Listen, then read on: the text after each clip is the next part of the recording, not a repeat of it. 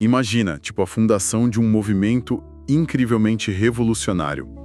As regras básicas são escritas com o máximo de clareza possível e os fundadores dão a vida por aquilo. Literalmente, né? Dão a vida mesmo. Exato.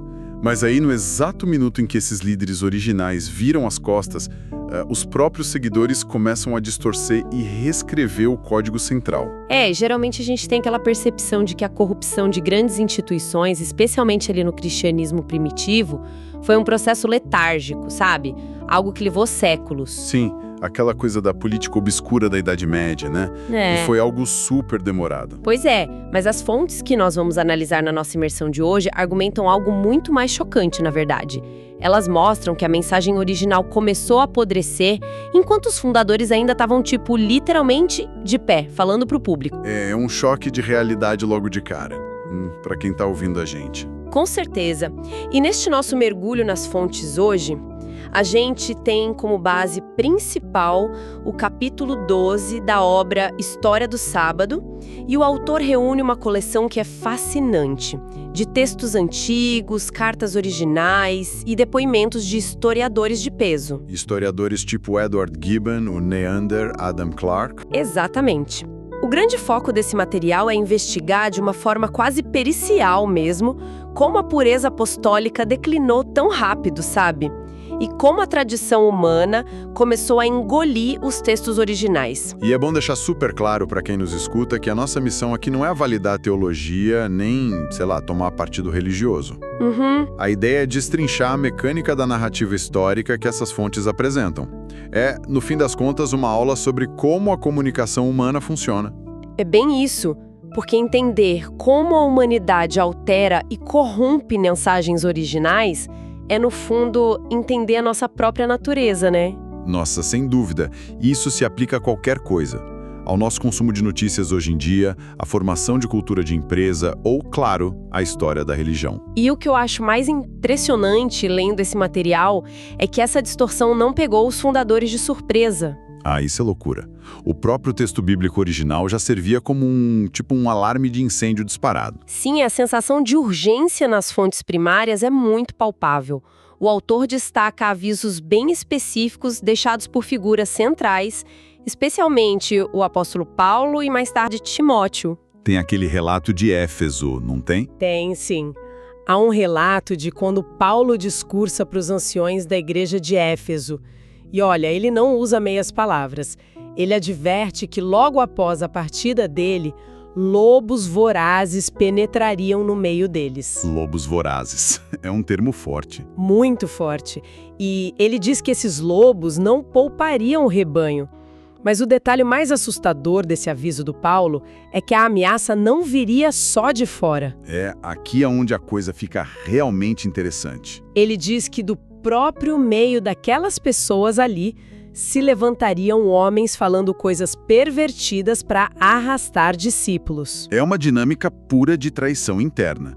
Se a gente for usar uma analogia moderna para quem está escutando, é como lançar um software de código aberto puríssimo. O criador vai lá e disponibiliza o código original. Adoro essa analogia. Mas aí, desenvolvedores super ambiciosos dentro da própria comunidade começam a lançar atualizações, modificações tipo uns patches não oficiais, e tudo baseado puramente no que os usuários daquela região acham mais atraente no momento. Uma excelente analogia. E as fontes mostram que esses patches não oficiais já estavam sendo instalados, assim, imediatamente. Imediatamente, caramba. Sim, a carta a Timóteo avisa que chegaria o tempo em que as pessoas simplesmente se recusariam a ouvir a verdade. Elas iam se entregar às fábulas. Trocar a verdade por fábula. Pois é. E o material vai além. Ele cita uma carta aos Tessalonicenses, que traz uma frase fortíssima. Afirma que o mistério da iniquidade já estava operando. Já estava operando no presente, né? Exato. Ou seja, a corrupção não era uma previsão catastrófica lá para o ano 500. Era um problema acontecendo na sala ao lado, naquele exato contexto histórico ali do primeiro século. O que nos leva a uma ponte bem importante. Porque se os próprios criadores do movimento sabiam e documentaram que o sistema estava sendo hackeado por tradições humanas desde o dia 1, o que dizem os historiadores seculares que olham para esse período de fora? Afinal, quando a academia examina o que sobrou, o veredito acompanha essa visão pessimista dos apóstolos? Acompanha e de forma bem contundente, viu? O autor traz o Edward Gibbon para a conversa, que é aquele famoso historiador que escreveu sobre a queda do Império Romano. Gigante, um clássico. Sim, e a forma como Gibbon escreve esse período é muito fascinante. Ele aponta que é um dever melancólico do historiador expor a mistura inevitável de erro e corrupção que a religião contraiu. Nossa, a palavra melancólico aí revela muita coisa. Revela mesmo, porque ele está olhando para aquilo com um peso, né? Sim, eu imagino um acadêmico do iluminismo como o Gibbon, ele provavelmente olha para a história buscando o desenvolvimento de ideais puros, algo bem filosófico. Exatamente. E aí ele acaba esbarrando na constatação triste de que a natureza humana inevitavelmente arrasta qualquer ideal, por mais puro que seja, para a lama da conveniência, né? Perfeito. É a degeneração humana agindo ali sobre as ideias nobres.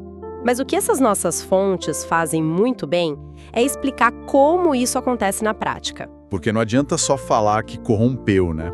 Exato. Não basta dizer que a corrupção ocorreu. A gente precisa entender o mecanismo psicológico por trás de tudo isso. E o historiador Dowling, que é citado no texto, ele oferece uma chave de leitura que eu acho brilhante. O que ele diz? Ele explica como práticas que não existiam nos textos originais começaram a surgir, coisas como a adoração de imagens ou a invocação de santos. E aqui entra uma reviravolta psicológica muito louca. Porque, lendo Dowling no material, fica claro que as maiores heresias, elas não nasceram em reuniões secretas com vilões esfregando as mãos e planejando destruir a religião. Não tem um grande plano maligno. Não tem. Nasceram de emoções humanas super puras, como o luto, sabe? A saudade. Essa é a genialidade da análise do Dowling. A gente tem que lembrar que o contexto era de uma perseguição intensa. Então imagina, se um amigo ou um líder muito querido morria tragicamente pelas suas crenças... Virando mártir, no caso. Isso, a comunidade naturalmente sentiu uma dor muito profunda. Então o afeto natural levava as pessoas a visitar o túmulo, a guardar uma lembrança física, a demonstrar uma reverência profunda pelo sacrifício daquela pessoa. Só que aí o tempo passa, né? E o que para aquela primeira geração era só uma ferramenta de luto, uma memória, de repente umas 3 gerações depois já ganha um contorno de pensamento mágico. Exatamente isso. Porque os netos daquelas pessoas que choraram no túmulo, eles já não veem mais só uma lembrança afetiva do avô deles. Eles começam a enxergar um objeto ali com propriedades místicas. Uma relíquia. O afeto se cristaliza em rituais, e os rituais eventualmente viram dogmas que ninguém pode questionar. Dogmas inquestionáveis. E tudo começou com alguém com saudade de um amigo. E a história documenta essa metamorfose passo a passo. O historiador Robinson, que também é mencionado nas nossas fontes, ele nota que já no final do 2º século, a simplicidade original do cristianismo tinha sumido por completo. 2º século? É muito rápido. Muito rápido. A igreja já tinha assumido uma forma totalmente nova, e aí o historiador Neander reforça esse cronograma, apontando que o uso de imagens religiosas já estava dentro das igrejas no fim do 3º século. Quer dizer, é uma progressão geométrica. Primeiro as ideias mudam ali na conversa informal, depois a estrutura da comunidade muda e, por fim, a idolatria se manifesta fisicamente na arquitetura dos edifícios, nas estátuas. É um processo orgânico, mas implacável. Isso constrói um argumento devastador contra a tradição daquela época e me faz pensar numa coisa. Se o declínio moral e do texto foi tão rápido assim e tão bem documentado, quem é que estava oficializando essas novas regras? Essa é a grande pergunta. Porque se o texto original estava sendo deixado de lado, alguém estava escrevendo as novas diretrizes, né? E é aí que o nosso material introduz a figura dos chamados pais da igreja. E bom, para quem talvez não esteja tão familiarizado com o termo, acho que a gente precisa contextualizar. Sim, é um ponto crucial. Os pais da igreja são aqueles líderes, teólogos e escritores que assumiram as rédeas do cristianismo primitivo, logo depois que a geração original dos apóstolos desapareceu. A segunda geração de liderança, basicamente. Isso. Eles são frequentemente vistos pela história como os pais fundadores das doutrinas que moldariam todos os séculos seguintes. Inclusive, muitas instituições religiosas hoje em dia baseiam a própria autoridade delas na interpretação que foi deixada por esses homens. Mas as nossas fontes de hoje fazem questão de demolir a credibilidade desses autores, não é? O autor do livro traz historiadores que, olha, não tem o menor pudor em desqualificar esses pais da igreja. Ah, não tem mesmo. O que o Archibald Bauer escreve sobre eles é de uma acidez que eu fiquei impressionado lendo. O Bauer não deixa pedra sobre pedra, sério. Ele afirma de forma muito categórica que a tradição dessa época, encabeçada por esses escritores, deve ser tratada como um mentiroso notório e conhecido. Pesado. Mentiroso notório. É muito pesado.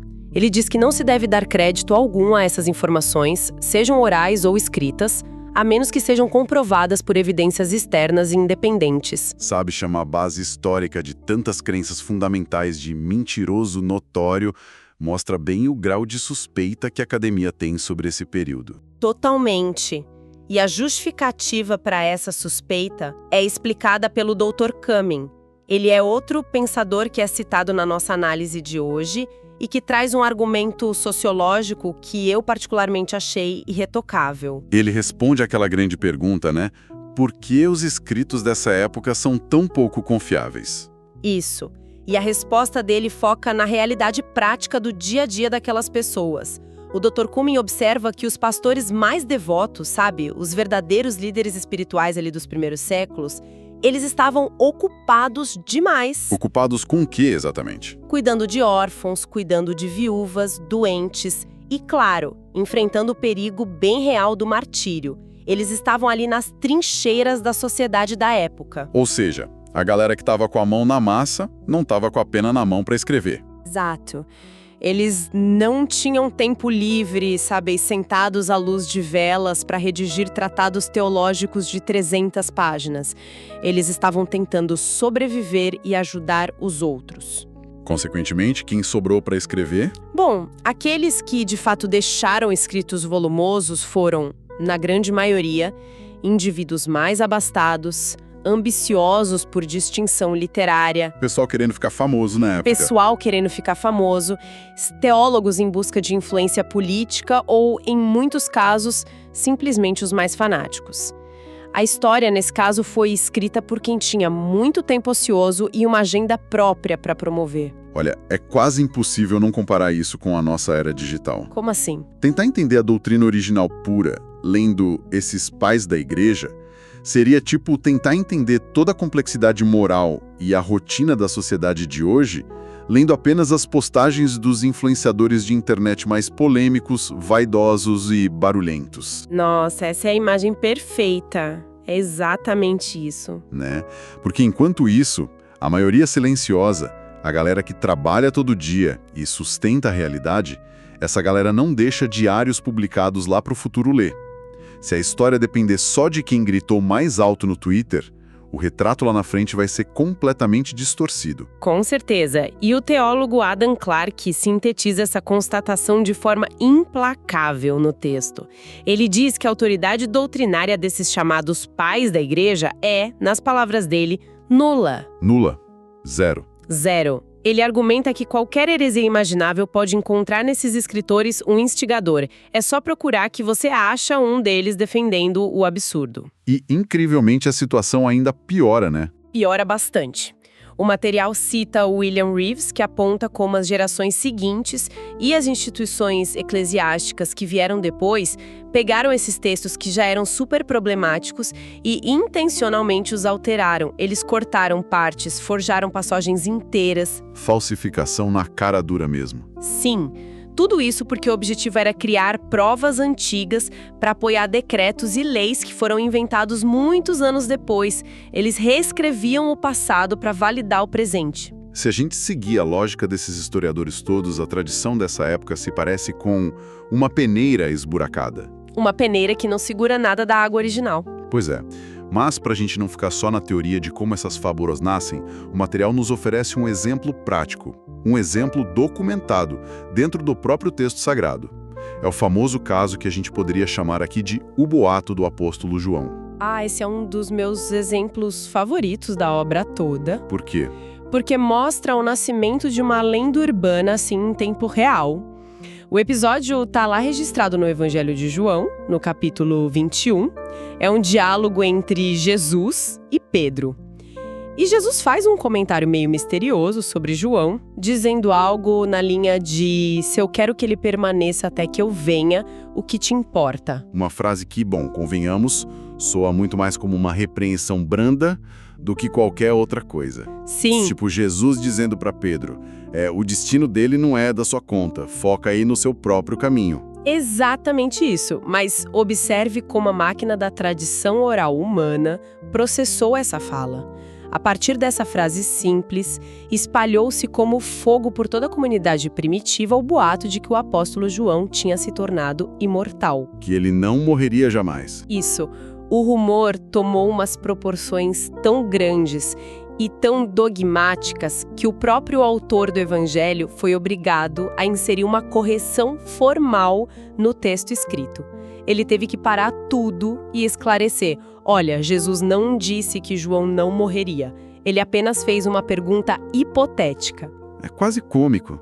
O texto escrito precisou atuar como um freio de emergência gigante para parar a tradição oral que tinha enlouquecido. É o freio de mão puxado com força, porque a fofoca virou teologia. E aqui eu preciso fazer um papel de contraponto, sabe? Porque isso levanta uma dúvida muito válida. Então, o que tudo isso significa? É isso que eu quero entender. Porque, historicamente, se a gente pensar desde a invenção do fogo, do desenvolvimento da agricultura, a humanidade inteira sobreviveu e evoluiu passando conhecimento através da tradição oral. De geração em geração. Exato. De pai para filho, de boca em boca. Porque, segundo a tese que é levantada pelo livro, a tradição é considerada algo tão inerentemente perigoso nesse contexto específico da fé. O que é fascinante aqui é que a distinção que o autor faz é bem sutil, mas ela é profunda. A tradição oral é excelente para ensinar habilidades práticas, fazer fogo, plantar, construir coisas. Certo. Mas o perigo surge de verdade quando a tradição tenta lidar com princípios morais e regras de conduta que são absolutas. Nesses casos, a tradição humana tem uma força magnética, quase inevitável, de afastar as pessoas da dificuldade do texto original. Afastar para quê? Para acomodar o conforto e as conveniências daquela época específica.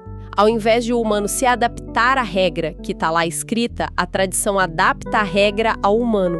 Ela começa a diluir os comandos, a alterar, a justificar exceções. E é por isso que os autores citados no livro defendem a necessidade vital de uma âncora fixa.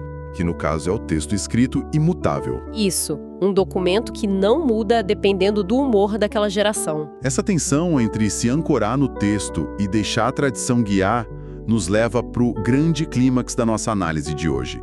É o tema central da obra. O autor usa toda essa argumentação histórica para mapear uma divisão tectônica na religião. Uma ruptura que define os paradigmas não só na fé, mas em como o mundo justifica as próprias práticas hoje.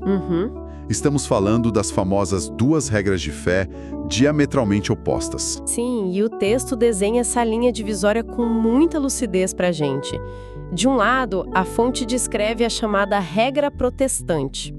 E essa regra se baseia no princípio fundamental de a Bíblia somente. A base para isso, segundo o autor, está lá em passagens como a de 2 Timóteo. Aquela que fala que os textos são suficientes, né? Isso mesmo. A passagem afirma que os textos sagrados são suficientes para tornar um indivíduo perfeitamente habilitado. Sobre essa ótica rigorosa, não há espaço para inovações humanas. Se não está no texto, não tem validade como comando divino. Fim. Tá, e do outro lado desse abismo teórico? Do outro lado, nós temos a regra católica romana. Essa regra opera sobre uma equação diferente, que é a Bíblia mais a tradição. O material que estamos analisando cita até uma nota da Bíblia Douay, que é uma versão católica bem conhecida. O que diz a nota? Ela exige não apenas a leitura do texto escrito, mas que o fiel também acolhe as tradições dos apóstolos, os costumes históricos e a interpretação contínua da Igreja sobre como essas regras evoluem.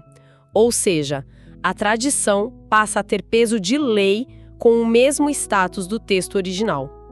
Fazendo um paralelo legal para tentar ilustrar. Diga. É a diferença entre um juiz aplicar a lei, lendo única e exclusivamente o texto original da Constituição, de forma bem estrita, versus ler a Constituição e colocar no mesmo exato patamar de validade 2 séculos inteiros de costumes, resoluções informais e opiniões pessoais de outros juízes. Exato.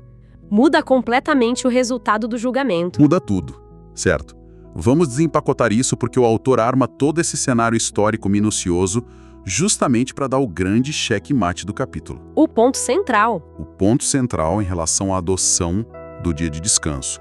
E a ironia que o livro revela aqui, olha, é monumental. É o momento de convergência de toda a tese que ele construiu até agora. O autor argumenta de forma muito exaustiva que a guarda do domingo como dia de descanso e santificação não possui absolutamente nenhuma raiz ou base textual na primeira regra. A regra da Bíblia somente. Exatamente.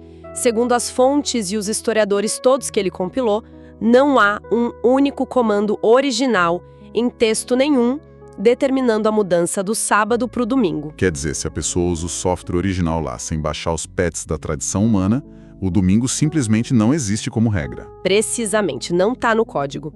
A observância do domingo se sustenta inteira, total e exclusivamente pela segunda regra, a regra da tradição. Caramba! O autor cita o W.B. Taylor, que aponta um fato que ele chama de incontornável. Qualquer grupo ou indivíduo que adote a observância do domingo, não importa a qual denominação moderna pertença hoje, faz isso inevitavelmente sobre a bandeira, a lógica e a autoridade da Igreja de Roma. Só porque é tradição. Simplesmente porque é uma instituição humana que foi baseada no acúmulo de tradições através dos séculos e não em um texto fundador que mandou fazer aquilo. Olha, isso precisa de uns segundos para ser absorvido por quem está escutando.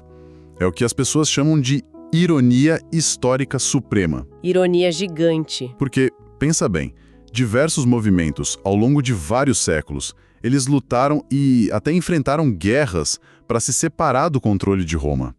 E eles faziam isso hasteando aquela bandeira revolucionária de apenas os textos, Bíblia somente.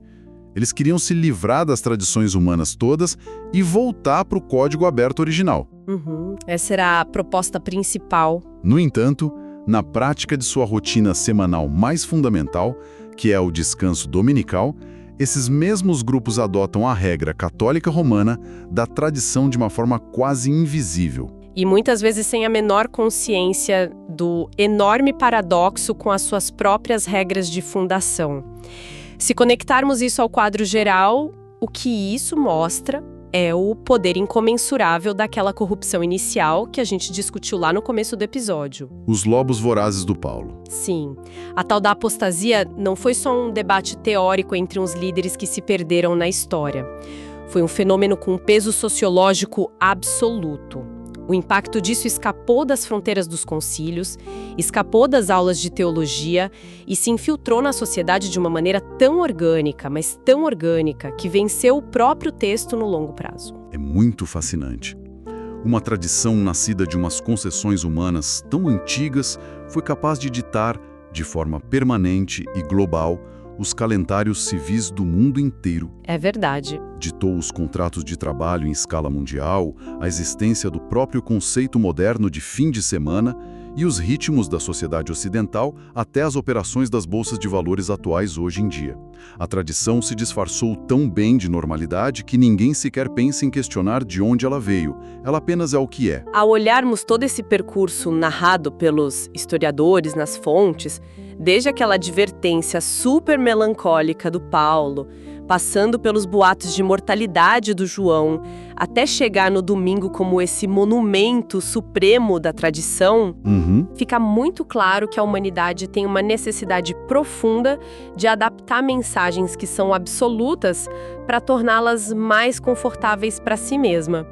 E quando as instituições validam esse conforto através do tempo, século após século, ele se torna invisível para nós, torna-se literalmente a água em que os peixes nadam. A gente nem percebe. Bom, a jornada de hoje pelas páginas desse material foi densa, admito, mas incrivelmente reveladora.